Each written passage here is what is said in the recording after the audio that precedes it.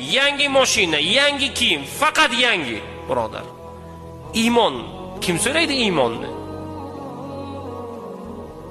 Namozlarimizni qabul bo'lishini, sirotdan o'tib ketishligimizni, bizni jannatiylardan bo'lishligimizni, Rasululloh bilan qo'shni bo'lishligimizni, dunyoda yetimlarni rahmini yeyishlikni, mazlum bo'lgan musulmonlarning haqqiga kim duo qiladi?